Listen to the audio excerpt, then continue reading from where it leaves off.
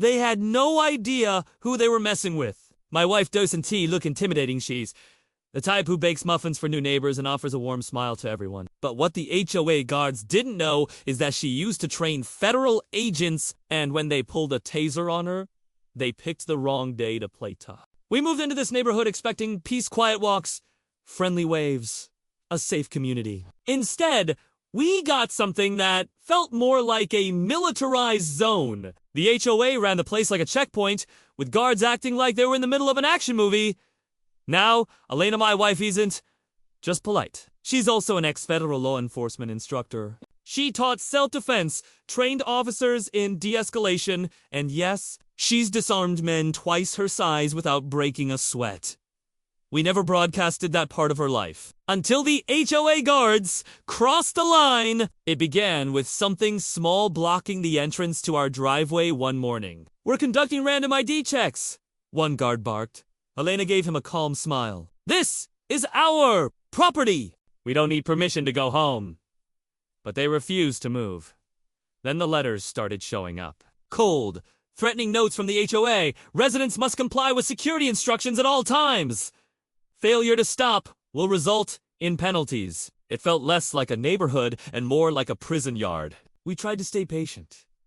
We tried to stay polite. But then came Saturday. Elena was driving home from work, dressed sharp in her navy blazer and heels the same way she used to look walking into the academy. As she pulled up, 2 guards stood blocking our driveway, arms crossed like they owned the place. One stepped forward. "Step out of the vehicle." Elena tilted her head. "Why?" "No license plate visible," he replied. "Could be stolen." Now, this was our car. Registered, tagged, parked in that exact spot for months. But when Elena cracked the door to explain, one guard reached for his belt and, clipping a taser, "Ma'am, stay in the vehicle," he ordered. Elena took one slow breath, and that's when everything changed. She didn't panic. She didn't yell. She moved like silken, fluid, controlled. With her palms open, she stepped out slowly. "You know," she said gently, "if you're going to point a taser at a woman on her own property, you'd better know how to use it." The guard smirked. "I know what I'm doing." "Really?" Elena replied, taking one careful step forward. "Because I used to train people like you." The second guard's voice cracked. We're just following orders." Elena nodded. "Good! Then follow these. Put that weapon down. Right now, you're breaking at least 3 statutes in.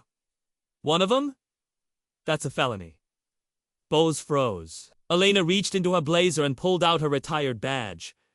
"Ex-federal enforcement. I know my rights. And I know yours." 10 minutes later, the guards were gone. The HOA board swarmed our driveway with apologies. Turns out, they never authorized tasers. They hadn't even done proper background checks on the so-called security. And the fallout. Oh, it was big. The HOA president was forced to resign. The entire security company was replaced.